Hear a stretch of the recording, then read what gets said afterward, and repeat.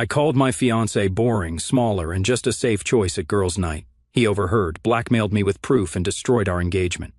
My closest friends said things so unforgivable that even I wouldn't forgive myself. But he wasn't supposed to hear it. It was just drunken venting, a private girls' night out confession. Yet Ben had walked in at the worst moment, hearing himself reduced to stable, predictable, safe. Now everything we had was on the verge of collapse. "Ben," I whispered, voice unsteady, "can we please talk?" His eyes, once so warm, were now cold stone. He had come unannounced, collecting scattered belongings, a few shirts, his gaming console, a laptop charger, pieces of himself leaving my life. "What's there to discuss?" he said, setting down a small box. "You made it clear I'm the backup plan, the safe choice, the lesser man." I swallowed hard. "I never meant for you to hear that. I was just venting." He let out a bitter laugh. "Right, just casual talk about how I'm boring in bed, how your ex was bigger, how I don't excite you. Real harmless, Monica." Tears burned my eyes. "I'm sorry, okay? People say stupid things when they're drinking." Ben didn't budge. "Stupid? That's putting it lightly. You called me compact but dependable, like some budget car. And let's not forget how you prefer the lights off because I'm not worth seeing naked." I cringed, remembering how Nancy, Simone, and Maria had howled at that. I had basked in their laughter, never thinking Ben would hear every cruel word. "It wasn't meant to humiliate you," I lied, knowing full well it had. I just let the alcohol talk. He dropped the box onto the coffee table, jaw clenched. "Right, blame the wine, anything but owning up to how easily you tear me down." I flinched at his words. The future was slipping away. "Ben, you can't just walk away. You're my fiancé." His smirk was lifeless. "Fiancé? That's just the title you gave me when you got tired of waiting for someone better." I reached for him, but he stepped aside, heading for the door. "Please," I whispered, "let me make it right." He turned, voice cold. "And how do you fix the fact that I was just your backup plan? That I am the guy who pays bills on time but isn't exciting enough for you?" I opened my mouth, but no words came. What could I say? I'd spilled every ugly thought in my head that night. His eyes flickered over me, taking in my trembling stance and tear-streaked cheeks. If he'd seen me like this a week ago, he would have wrapped me in a hug. Tonight, he looked right through me. "There's nothing to say," he muttered. "Nothing worth hearing." Ben left. The door's echo hit like a final blow. I stood frozen, tears falling freely. I didn't know then that this was just the beginning. His war. One that would turn far darker than I ever imagined. That night, after my friends left, still laughing at my jabs at Ben, I felt oddly vindicated. The wine had loosened my tongue, and I unleashed my frustrations. How he was stable but uninspiring. Decent but unspectacular in bed. A good provider but lacking excitement. We all overshare, but this was downright cruel. Nancy had smirked, refilling my glass. "Monica, I can't believe you said you'd ditch him if Alistair proposed. Are you sure about this wedding?" I had giggled. "Just being honest, remember Alistair? Unstoppable, six-pack, arms for days." Meanwhile, Ben, well, lights stay off for a reason. They had erupted in laughter. At the time, it felt good to vent, to flaunt my dissatisfaction. No harm done. Ben wasn't there. Except he was. He had come for a charger and overheard everything, his manhood, his performance, his worth, shredded before my friends. He walked away without a word, but I would soon learn he had plenty to say. 2 days passed before I sensed something was wrong. Ben's usual warm texts were gone. No "good morning, gorgeous." I assumed he was busy until the third day, when my phone finally lit up. "Ben, we need to talk." "I'll be at your place tonight." A lump formed in my throat. Maybe a miscommunication about the wedding? But the moment I opened the door, I knew everything had changed. He stood stiff in the entryway, arms crossed, eyes cold. No kiss, no touch, nothing. "What's going on?" I forced a laugh that died instantly. His stare cut through me. "Where should I start? Maybe with how you called me a placeholder until someone better comes along? Or how you mocked my body, said you'd never climax with me unless you pictured someone bigger." My stomach dropped. Panic seized me. "Ben, how did you?"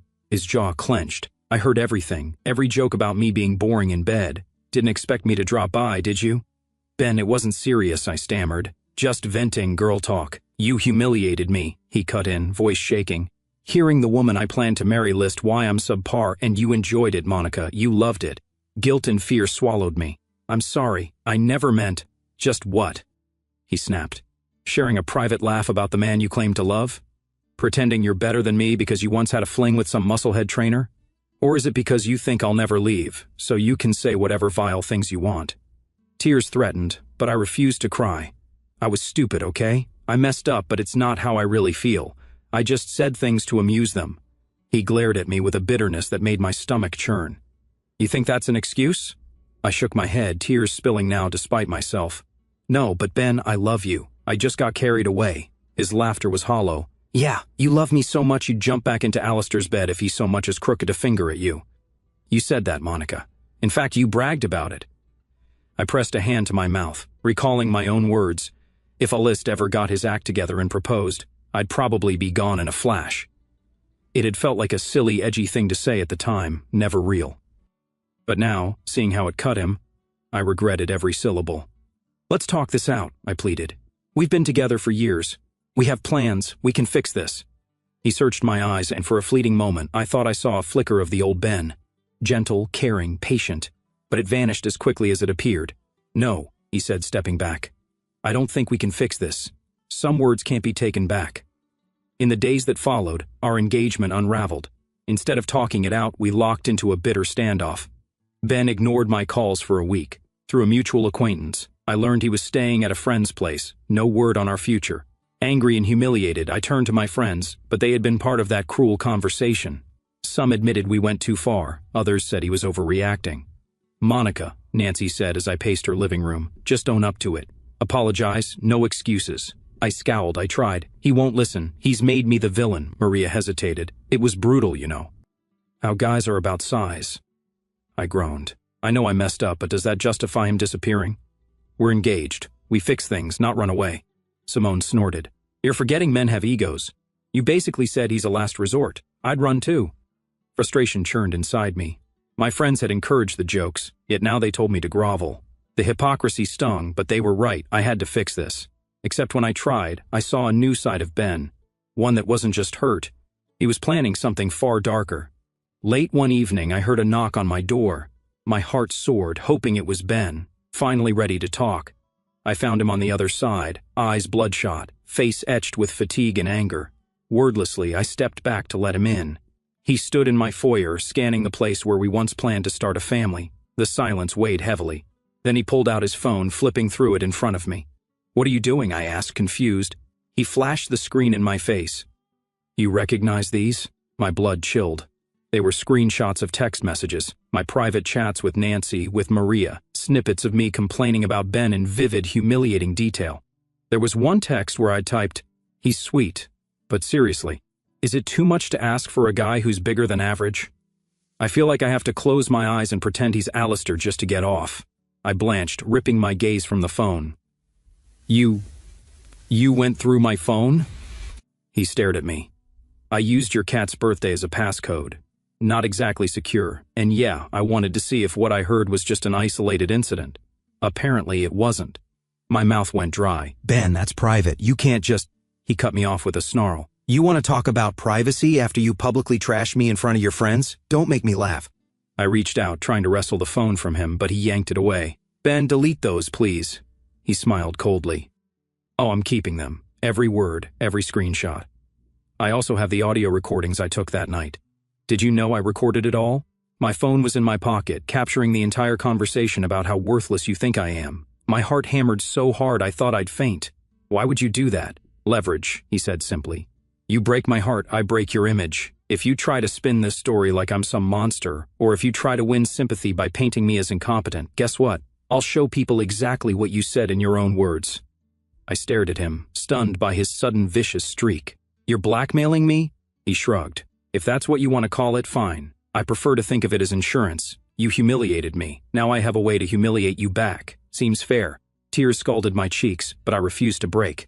I never cheated on you. I just vented. Why are you doing this? His voice dropped to a dangerous hush. Because you're not just some random girlfriend. You're the woman I was supposed to marry.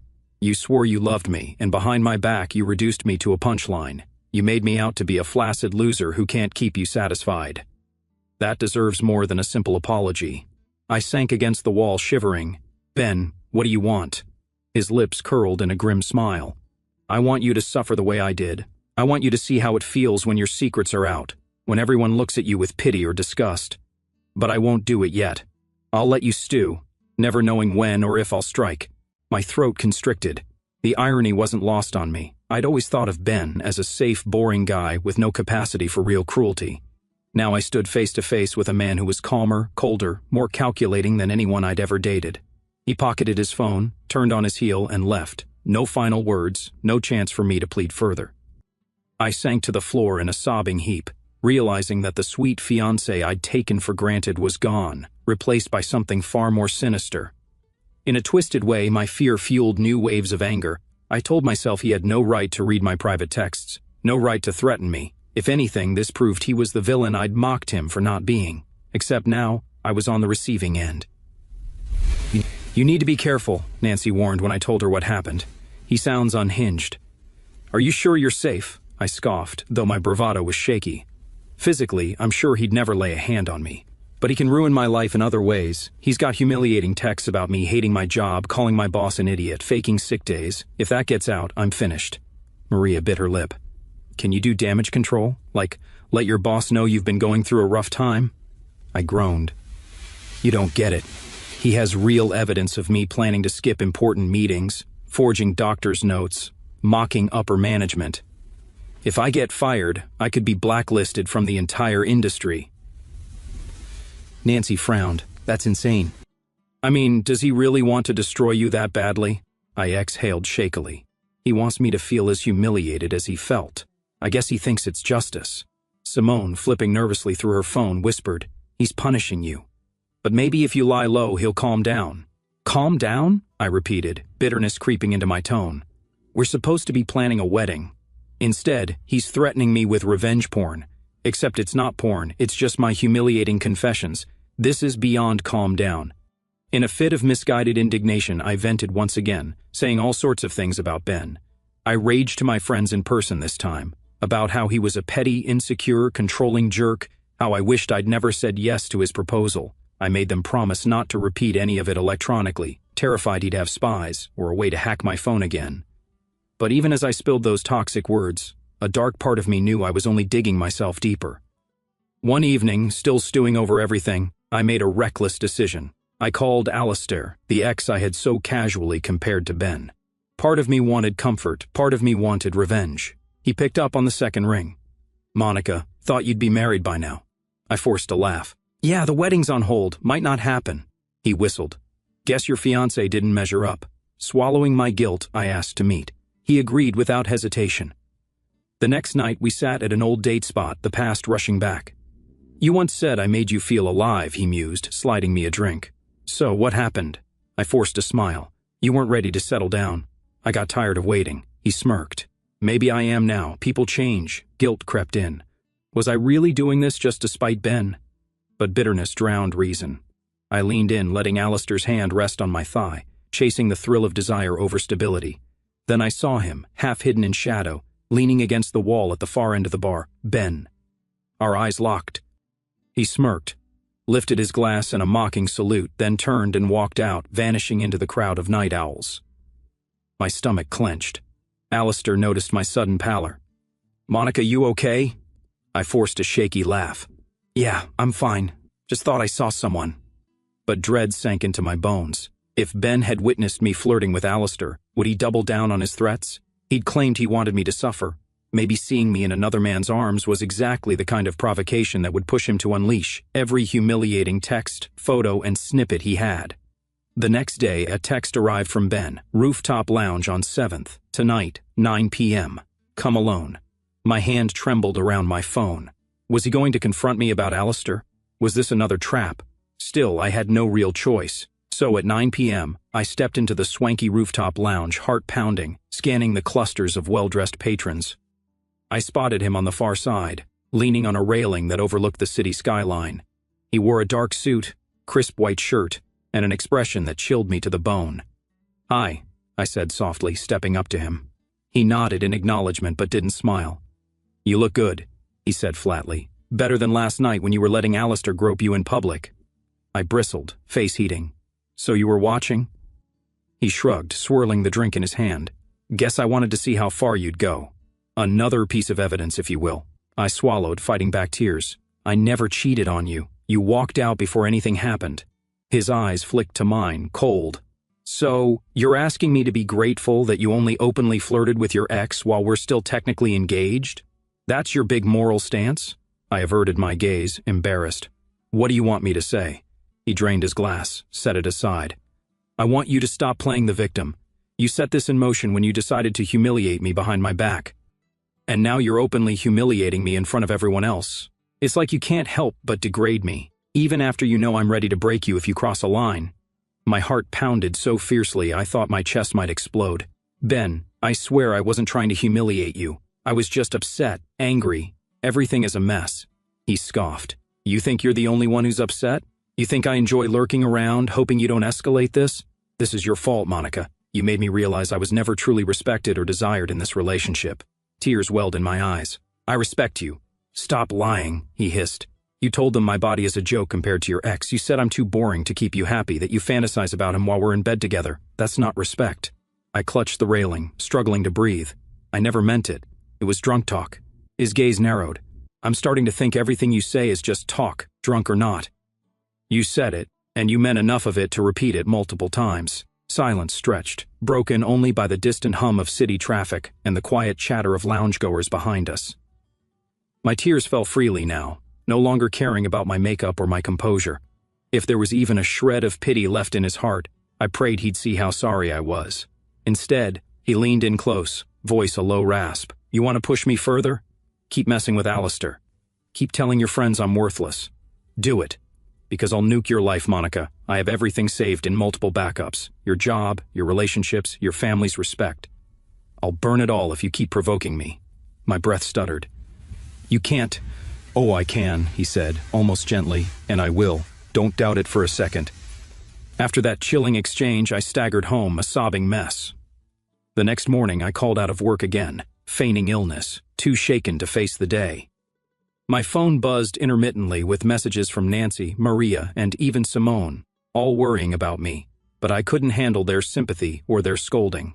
Later that week, my mother called, excited to discuss wedding favors and floral arrangements. My stomach lurched as I realized I'd have to pretend everything was fine or risk her barrage of questions about the sudden tension between me and Ben. If she knew half the truth, she'd probably have a stroke on the spot. That evening, I forced myself to approach wedding tasks with robotic determination, sifting through catalogs and color schemes. I typed out a text to Ben, half of me hoping to broker a truce.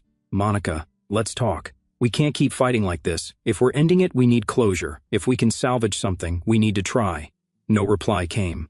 Hours later, I sent another, a bit more desperate. Monica, please, we can't just stay in this toxic standstill. Still nothing. At midnight, I stared at the ring on my finger, recalling the day he'd proposed. How his face had glowed with such genuine hope. I'd been so elated at the time, thinking I'd finally locked down a decent, stable man. Now that memory felt like a cruel mockery. Maybe I'd never really loved him for him. I'd loved the security he represented, and I'd stomped on his heart without a second thought. But did that justify his blackmail and threats? My mind spun with conflicting emotions, guilt, anger, regret, fear. I was drowning in them, powerless to see a way out. In a last-ditch effort to protect myself, I reached out to a mutual friend of ours named Trevor, someone who worked in the same industry as Ben and might have some dirt on him. If I could find something equally devastating to hold over Ben's head, maybe I could force a stalemate. Trevor agreed to meet me at a quiet cafe on the outskirts of town. He looked uneasy as I explained my predicament in hushed tones, leaving out the nastiest details but making it clear that Ben was using personal info to blackmail me. I can't believe he'd do that, Trevor said, scratching his chin. Ben's always been so even-tempered. I gave a bitter laugh. Yeah, well, you didn't see his face when he heard me joke about preferring my ex's body. It changed him. Trevor nodded, then leaned closer. So, you need leverage? Relief flickered in me. Yes, anything that can get him to back off. I know he's not squeaky clean. Everyone has skeletons. He sighed. I'll poke around, but no guarantees. Ben's a perfectionist at work. He rarely leaves loose ends. Still, there might be a few rumors about mishandled accounts. My chest loosened slightly. Thank you. But as Trevor left, that flicker of hope was accompanied by a pang of guilt. I was sinking to Ben's level, scheming to blackmail him back. But after weeks of living in terror, I felt I had no choice. Days stretched into a tense limbo. I avoided all digital communication about Ben, terrified he'd intercept something. I spent my nights half awake, wondering if he'd decide tomorrow was the day he'd ruin me. My phone was always on silent, but each time it lit up with a notification, my heart pounded. Then, a week later, Ben texted, I'm coming over tonight. Pack my remaining things. Don't argue. I paced my living room, cursing under my breath. He'd taken most of his clothes during earlier visits. All that was left was some workout gear, a box of personal keepsakes, and random tech gadgets.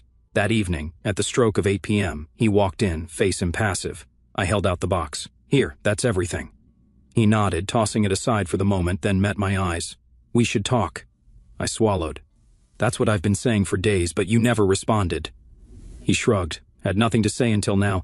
I've been busy sorting out my own plans, figuring out how to proceed with the rest of my life, whether it involves you or not. My stomach nodded, and his gaze was glacial. And I've decided I don't want you as my wife. Tears sprang up immediately, but a spark of anger flared too. Then why are you here, tormenting me? Why not just walk away for good?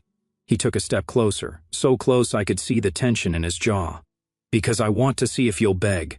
I want to see you on your knees, admitting how wrong you were to treat me like dirt. A wave of humiliation crashed over me. You're sick. A bitter smirk flickered across his face. Am I? Or am I just responding in kind to what you did? If you'd had even an ounce of restraint, we'd still be picking out wedding cakes. Instead, I'm standing here contemplating how best to break you. A sob tore from my throat. I'm sorry, Ben, please. I know I messed up. If you want me to get on my knees, fine. My legs started to buckle. He grabbed my arm, startling me. Don't, he muttered, voice unsteady. Don't degrade yourself. It's not worth it anymore. We stood there, locked in a miserable standoff, both on the verge of tears. Then he let go, stepping back. Monica, he said quietly, I loved you. But now, all I can see when I look at you is how easily you tore me apart. You think I'll forget that? My tears flowed. No, but maybe one day you'll forgive me. He exhaled, shaking his head. Forgiveness isn't part of my plan. I have to protect myself now. You taught me that. He picked up his box, gave me one last lingering look, then walked out, leaving me trembling. In that moment, I realized just how deep his hatred ran, and how thoroughly I destroyed the gentle man he once was. Trevor finally got back to me with a lead, possible financial misconduct at Ben's company. Nothing concrete, but enough to spark hope. If I found proof of fraud, I could use it against him. If he exposed my humiliating texts, I'd ruin his career. Desperate, I met with Trevor at my place, combing through documents he'd smuggled. But the more I read, the weaker the case seemed, circumstantial at best. Worse, Trevor lingered too close, touching my back, my shoulder, as if expecting something in return. My skin crawled, but I needed this. If flirting got me proof, so be it. 2 hours in, a sharp knock startled us. My heart pounded. Ben? I checked the peephole. Nothing. Another knock. I cracked the door. Taped to the frame was a small envelope, no sender. I tore it open. Inside, a single USB drive labeled with my initials. Trevor watched as I plugged it in. A folder appeared. Play me. Clicking it, my screen filled with grainy black and white footage. Nancy's house. My voice, slurred with wine, rang out. Ben is so unbelievably smaller than Alistair. I can't even pretend otherwise. The audio was crystal clear. I had never realized someone had been recording. Tears burned my eyes as the video continued, capturing my girlfriend's laughter, my smirking face, the entire humiliating monologue immortalized. And at the end, a message flashed on screen. I have more. Trevor looked at me, horrified. He's blackmailing you. This is serious. I nodded numbly, my throat too tight to speak. The worst part was the footage validated everything Ben said he had, recordings, and he wasn't afraid to use them. Even if I threatened him with some shady office scandal, he could bury me with that single clip. Days passed without word from Ben, but the USB drive's message kept me in a constant state of dread. My job was precarious enough. If that video leaked to anyone influential in my life, I might as well pack a bag and leave town. That's when I realized I had one last card to play, a heartfelt public apology. If I confessed my cruelty and begged for his forgiveness openly, maybe I could rob him of the power he had over me. Sure, it would be humiliating, but at least it would be on my terms. I texted him again. Monica, I'm done fighting. If you want me to publicly atone for everything I said, I'll do it. Just meet me one last time, face to face.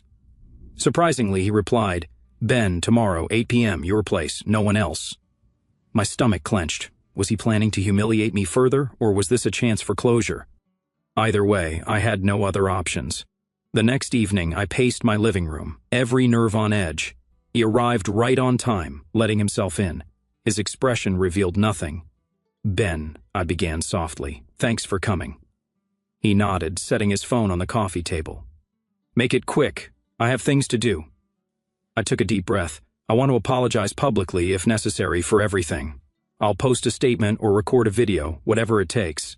I'll let the world know how I disrespected you, lied about you, belittled you. Then maybe you won't feel the need to blackmail me anymore." He cocked an eyebrow, arms crossed. "You think a forced apology means anything? You think it'll erase the fact that you called me an inferior man behind my back?" Tears welled up.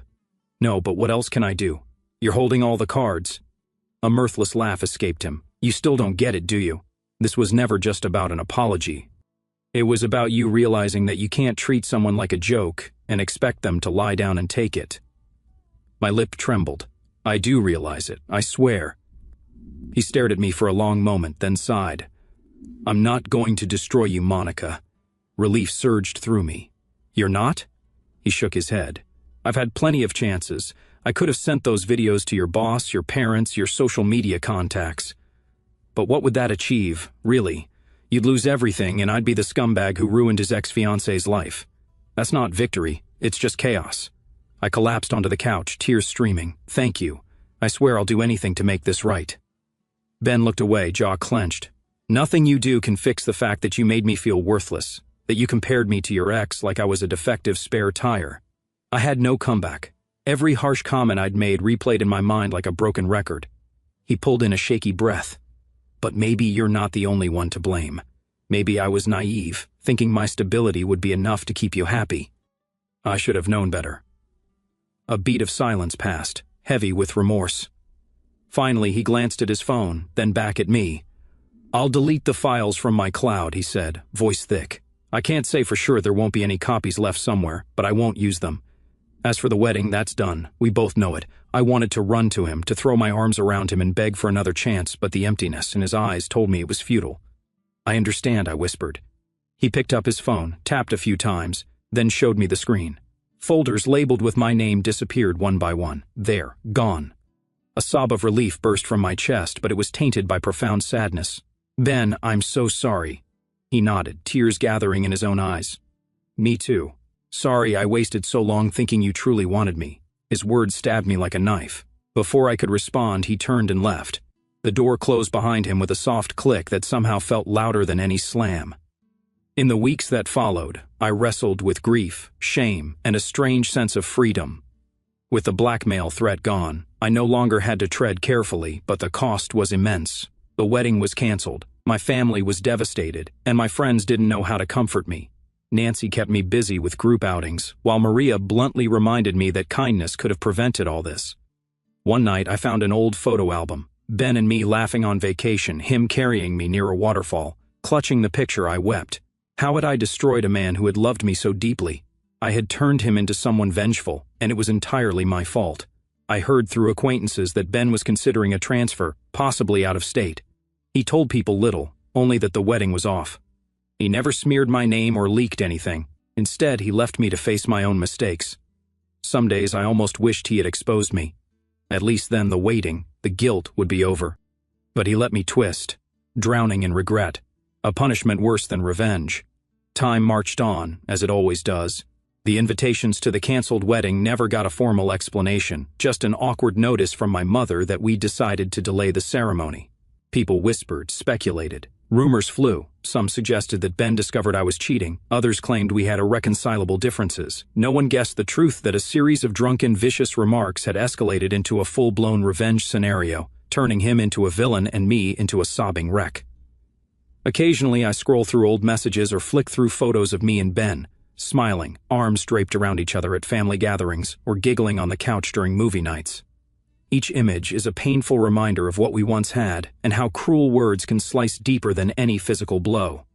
Late at night, I sometimes dream of running into him years down the road.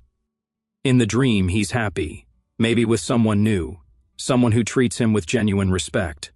And I'm left on the outside, looking in, realizing I squandered my chance at a faithful, loving partner for the sake of a few cheap laughs. In those dreams, the regret is almost too much to bear. But that regret is the bed I made. That regret is my new daily companion, a constant gnawing ache at the pit of my stomach. Because I turned a kind, stable fiancé into a hardened, vengeful ex, and though he ultimately chose not to destroy my life, the pain I caused him, and the monster he became in response, will haunt me forever.